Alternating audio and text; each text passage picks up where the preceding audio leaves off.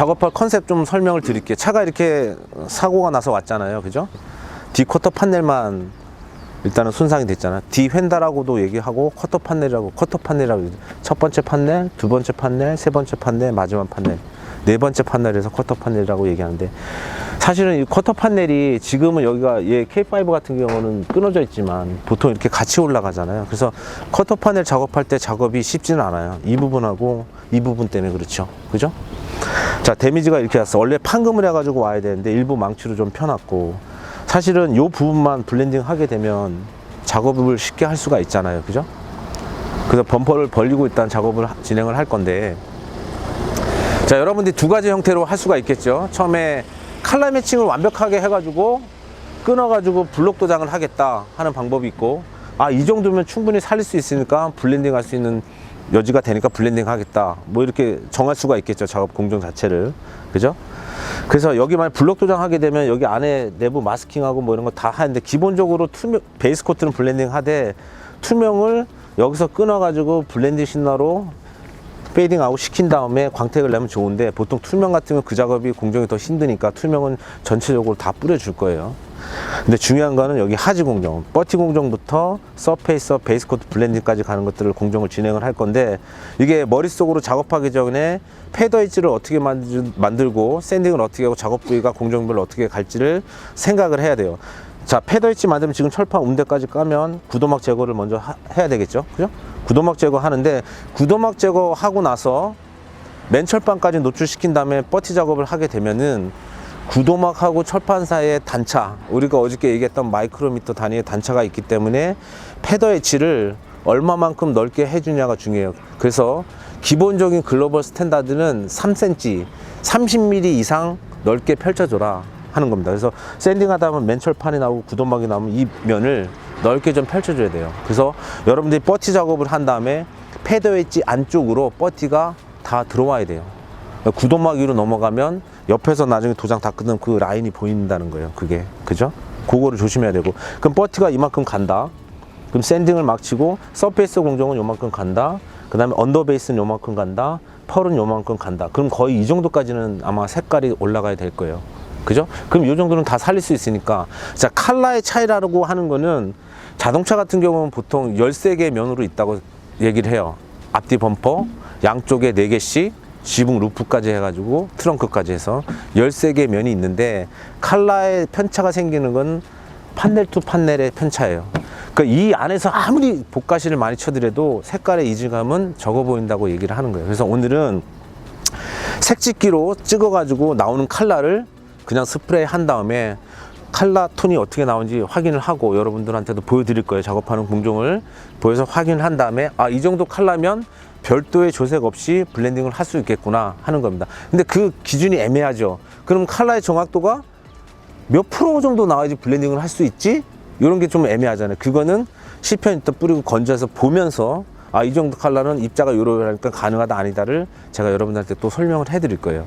자, 일단은 색짓기로 찍기 전에 요 때 묻은 것들은 제거를 해야 되잖아요. 그거 먼저 하는 거를 일단 진행하겠습니다. 자, 일반 컴파운드 해가지고 때를 먼저 벗겨야 돼요. 특히 3코트 화이트 펄 같은 경우는 묵은 때가 있을 수가 있어요.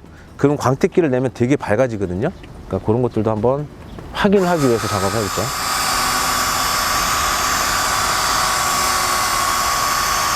지금 이효석 과장님이 왜 도어를 광택을 냅니까? 작업은 여기 할 건데. 왜 그래요? 제가 얘기했잖아요. 판넬 투 판넬 칼라 편차이기 때문에 여기서는 작업이 안에서 이루어지는 건데 여기는 상관이 없어요. 저기하고 칼라가 맞아야 되니까 저기를 기준을 잡아서 일단은 작업합니다. 그러니까 항상 근접해 있는, 인접해 있는 판넬을 스탠다드라고 보시고 색깔 조정할 때 또 하시면 돼요. 뒷도어 하게 되면은 뒷도어 하나 교환이면 되게 애매하죠. 왜? 앞도어에도 맞아야 되고 쿼터 판넬에도 맞아야 되잖아요. 그죠? 그러니까 어느 쪽이 중요한지를 먼저 보시고 하셔야 됩니다.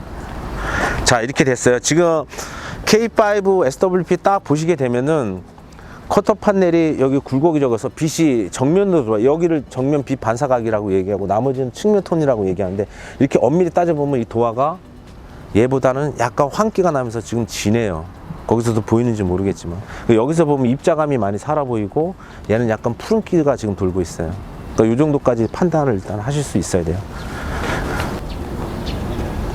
자, 자, 색찍기로 일단은 3번 스캔합니다. 근접 판넬에 있는 거를 3번 스캔을 해요.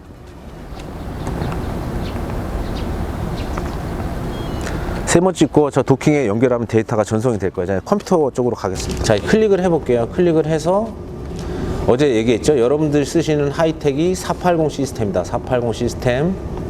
자, 그 다음에 제조업체를 선택해도 되고 안 해도 되는데 제조업체를 먼저 선택을 해볼게요. 기아.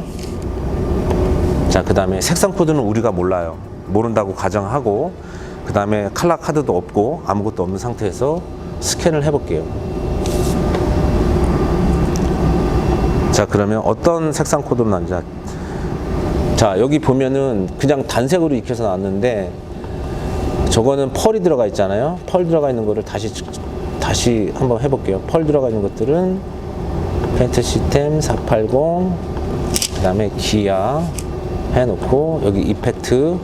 자, 여기 보면 자동이라고 하면 얘가 이제 인식하는 과정에서 입자가 들어가 있다고 하면 솔리드 쪽에 명암값이 되게 높아가지고 하면 솔리드를 인식해 버리는 경우가 있어요. 그러면 임의로 이펙트라는 걸 설정을 해요. 펄이나 메탈릭이 들어가는 게 이펙트라고 했잖아요. 그걸 설정해서 한번 해볼게요.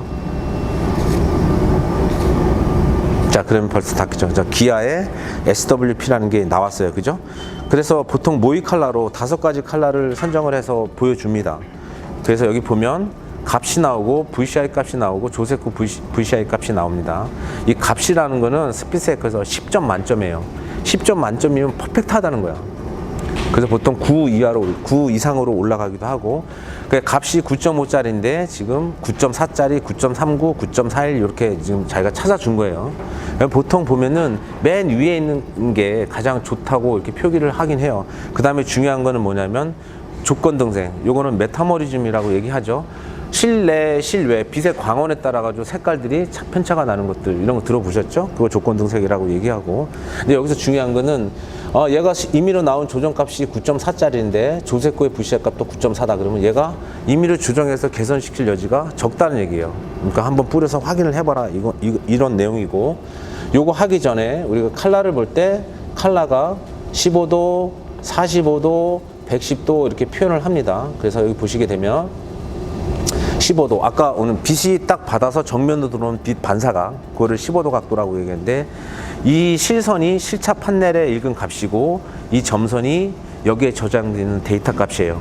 이 곡선을 따라 가지고 크게 업앤다운이 없이 크게 일직선으로 간다는 칼라 매칭이 어느 정도 이루어진다는 거예요. 단지 이 커브 값에서 약간 정미가 부족하다는 뜻입니다. 이거는.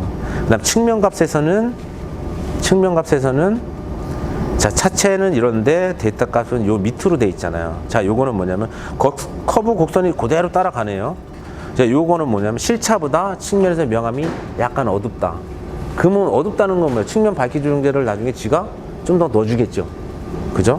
그 다음에 110도 같은 경우는 요것도 맞죠. 45도랑 110도 똑같이 어둡네요. 점선이 밑에 있으니까. 그러면 이거는 386 같은 거를 조금 더 넣어주면 측면의 밝기가 같이 올라간다는 그런 컨셉입니다. 자, 이렇게 한번 확인을 해놓고 배합을 여기서 볼 수가 있습니다. 배합을 딱 보게 되면 그럼 배합이 어떤 게 들어가 있느냐 이렇게 볼 수가 있죠. 그러면 여기 보시면 배합값이 펄에는 377, 386, 그러니까 입자가 하나만 들어갔어요. 377이. 그리고 측면 밝기 조정제 386만 들어가 있잖아요. 그죠? 그럼 아까 얘기했다시피 측면이 어두면 딱 10편을 뿌렸는데 측면이 없다 그러면 386을 조금 더 넣어주면 되겠죠.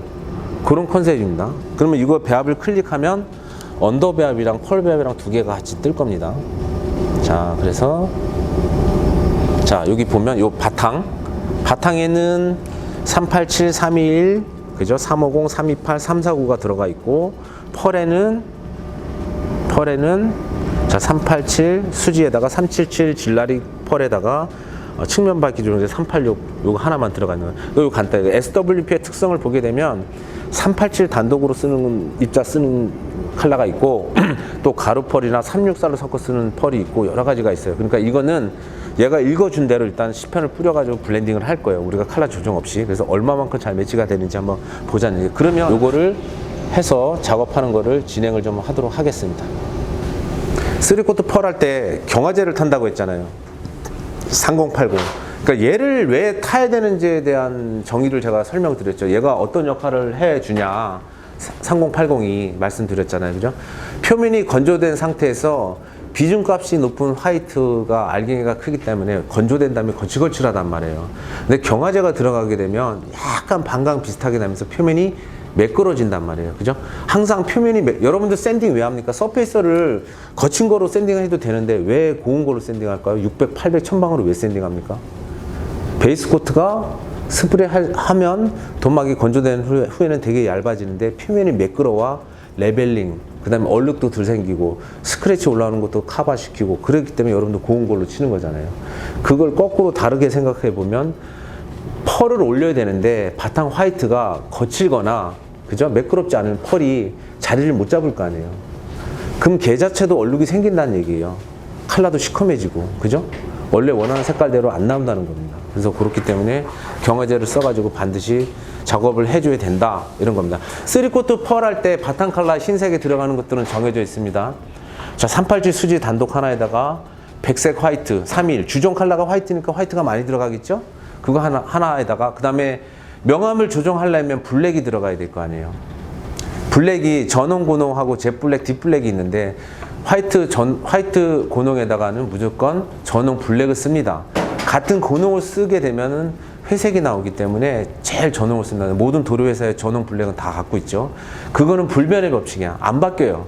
흰색 만들 때 흰색 화이트에다 전홍 블랙 쓰는 건 절대 바뀔 수가 없어요. 간혹 가다가 양이 많이 들으면 고농을 쓰기도 합니다. 적은 양으로.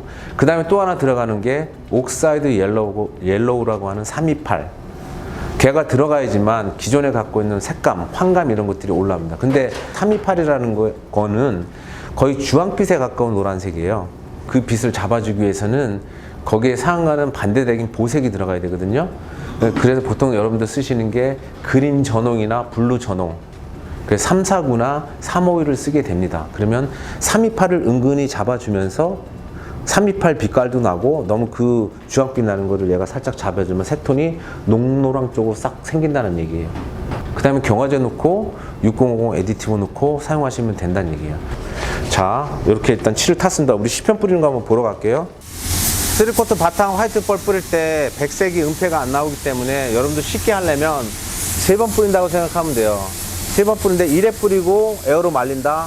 두 번째, 세 번째는 연타로 스프레이 한다. 이렇게 생각하시면 어느 정도 말랐잖아요. 자, 그러면 여러분들 필름 하나에서 컬러를 두 가지 패턴으로 보려면 카바링을 일단 씌워놓고 작업하면 되겠죠. 그 상태에서 스프레이를 1회를 딱 뿌립니다. 뿌리고 바로 띈 다음에 두 번 정도 더 뿌리면 여기는 2회, 여기는 3회가 된다는 얘기예요. 뭐냐, 펄 바짝 말리셔야 돼요. 근데 여기 물기가 있는 상태에서 투명 뿌려가지고 열처리 안 되면 좁쌀처럼 막 올라오는 거는 뭐냐면 엄밀하게 따지면 크레탄이 이런 게 아니라 융제 빠빙이에요. 융제 빠빙. 융제가 바늘구멍으로 튀어나와가지고 자기가 증발이 되는데 안에 묻혀있다가 터져버리는 걸 융제 빠빙이라고 해요. 좁쌀처럼 생기는 거. 그거는 크레탄인도 아니고 피놀도 아니라고요. 끓은 거라고 그냥.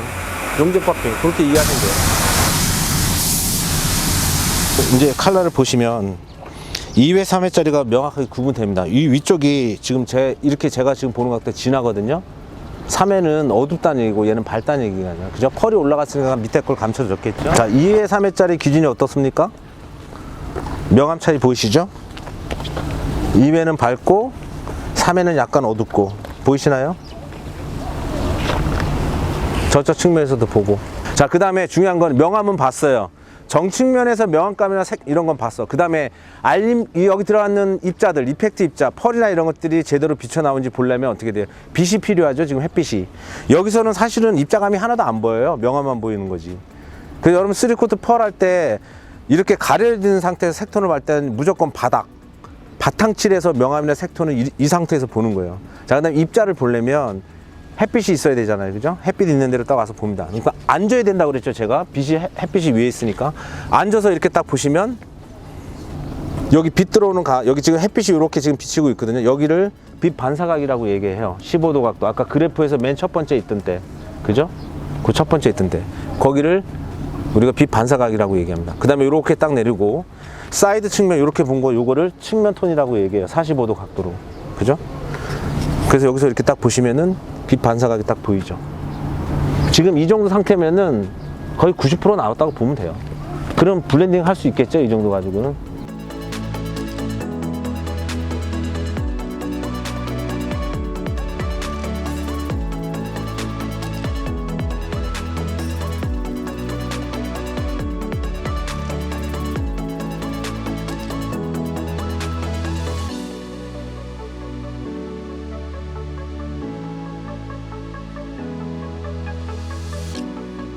지금 이만큼 넓잖아요. 그죠? 넓으면 베이스 코트 단독, 경화제 들어가 있는 단독을 처음에 약간 넓게 가요.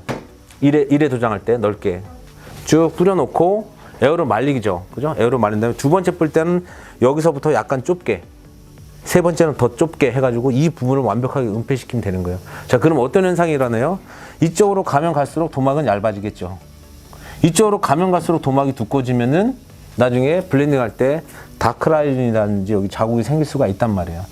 그리고 수용성 특징상 양쪽 끝에 엣지 부분부터 말라오기 때문에 여기는 제일 늦게 마르게 될 거예요.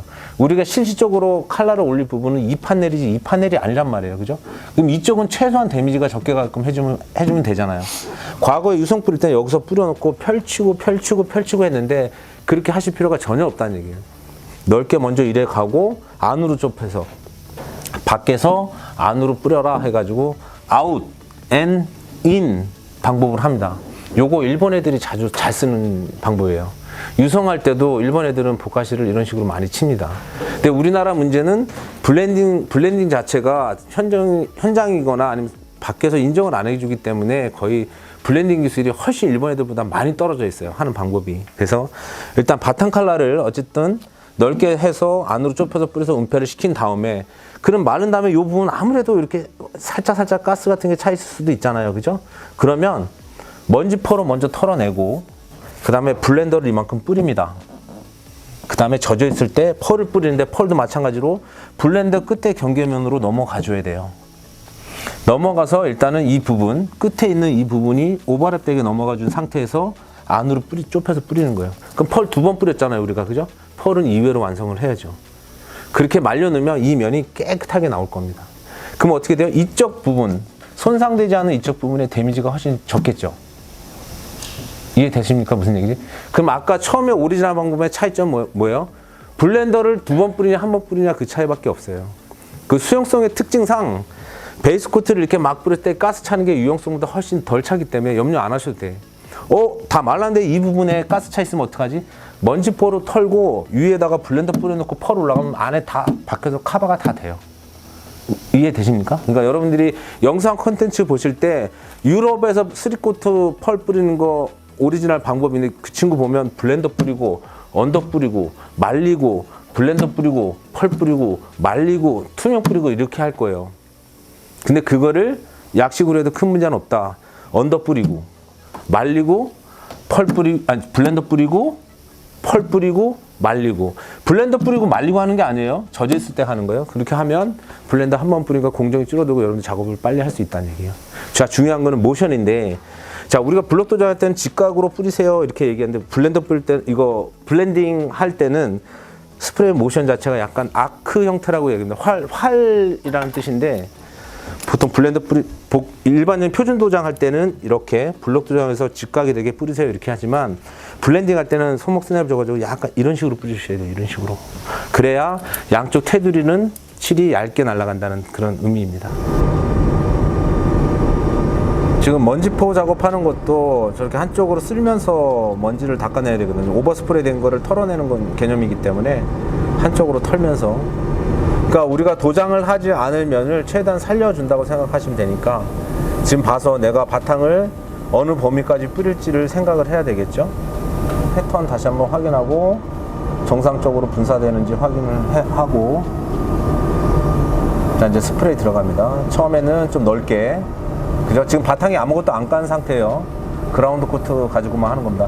모양이 지금 저렇게 약간 삼각형 모양 걸로 돼 있으니까 지금 작업자가 약간 사선으로 지금 뿌렸잖아요. 그죠? 사선으로 안 뿌리고 일직선으로 뿌리셔도 상관이 없는데 본인이 뿌리기 편한 상태로 지금 뿌리시는 거예요. 그러니까 처음에는 약간 넓게 뿌렸죠. 근데 중요한 거는 서페이스가 안쪽 부분을 완전 은폐시켜야 되기 때문에 그 부분을 집중적으로 일단 은폐시키고, 범위가 넓은 양쪽 같은 경우는 칠이 최대한 얇게, 그래야 건조가 빨리 되고 하니까.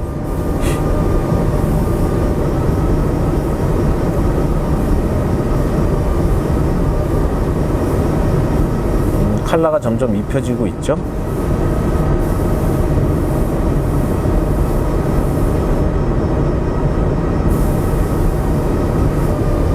이게 중요한 거는 밑에 바탕색을 서페이스로 흰색을 뿌렸잖아요.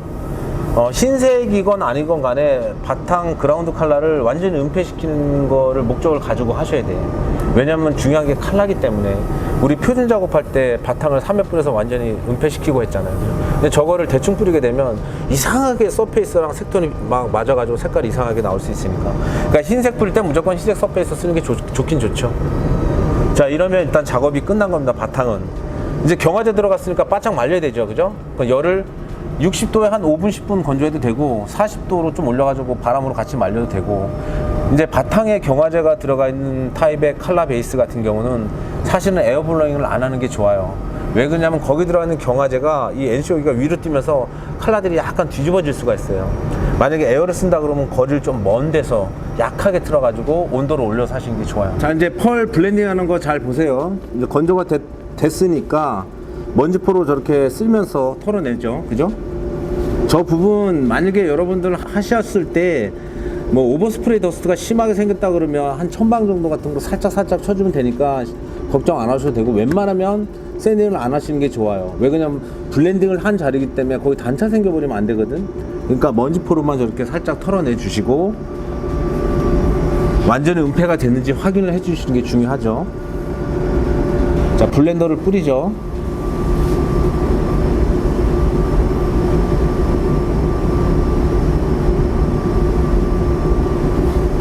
지금 도장면 젖는 거를 잘 눈으로 보시기 바랍니다. 도막이 너무 많이 젖지도 않게 저렇게 약간 미디움 매트 정도, 저 정도 젖었으면은 상관이 없겠구나 이렇게 생각을 하시면 돼. 자, 중요한 거는 언더코트 끝에 부분이랑 블렌더 쪽 저 경계면이 있거든요. 그러니까 펄을 1회 뿌릴 때 저 경계면을 넘어가 줘야 돼. 저기를 안 넘기게 되면은 거기 부분은 가스찬 것처럼 이렇게 된단 말이에요. 그러면 컬러가 밝고 어둡고 밝고 이렇게 돼. 저 부분을 넘겨 주셔야 돼. 펄 1회 뿌릴 때는 무조건 어떤 컬러가 됐든지 간에 넘어가죠, 넓게, 그죠? 자, 펄은 2번 뿌리는 걸로 했으니까 처음에 1회 넓게 뿌려가지고 전리 넘겨주고, 그 다음에 나머지 두 번째는 이쪽으로 약간 좁혀서, 그러니까 저기 블렌더 날아간 부분 끝에, 왼쪽에 끝에 있는 부분이 도막이 젖어서 넘어가 줘야 돼요. 여러분들 이따 블렌딩 하실 때 그것만 조심하시면 돼요. 자, 아까보다는 약간 좁게 해서 아까 C편 뿌렸을 때 작업 형태로 2회 스프레이를 하시면 돼요.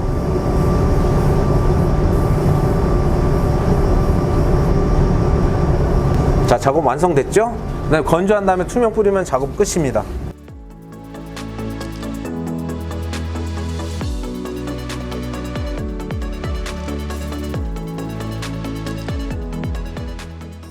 자, 다시 한번 설명을 드릴게요.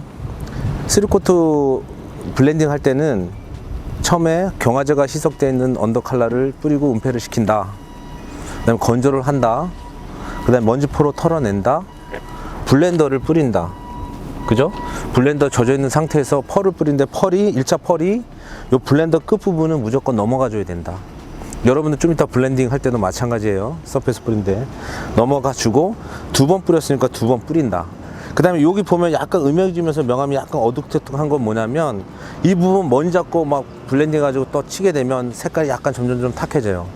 그러니까 먼지가 안 앉을 수는 없는데 먼지 제거를 하다 보면 검은색 점 같은 게 이런 게 생기잖아요. 그러면 여러분들 막 처음부터 샌딩 할 게 아니라 마른 다음에 손으로 이렇게 살짝 털어내란 말이에요. 그러면 어느 정도 털어 나가는 게 있어요. 그 다음에 검은색 점은 분명히 있는데 손으로 느껴지지가 않아. 그럼 안에 박혀 있는 거잖아요. 그죠? 그러면 언더 컬러를 뿌리고 펄 뿌려야 되는데 언더 컬러 단독으로 뿌리게 되면 너무 하얗게 뜬단 말이에요. 그럼 그 위를 펄로 덮으려면 펄을 엄청나게 많이 뿌려줘야 된단 말이에요. 그래서 어떻게 추천을 하냐, 언더랑 펄이랑 한 1대1 정도로 섞어요. 이해되시죠? 그 다음에 그거를 에어를 한 0.78바 해가지고 약하게 살짝 해서 검은색만 살짝 가려줄 정도까지만. 그리고 나서 먼지포로 안 털어도 돼. 다시 펄 단독으로 해가지고 에어를 줄여요. 1바 뭐 이렇게 해가지고 촉촉하게, 그것도 드라이로 하면 안 돼. 어느 정도 촉촉하게 미디움으로 2-3번 뿌리고 말린 다음에 확인해서 은폐가 됐는지 확인하고 안 되면 한 번 더 그렇게 작업을 하셔야 돼요.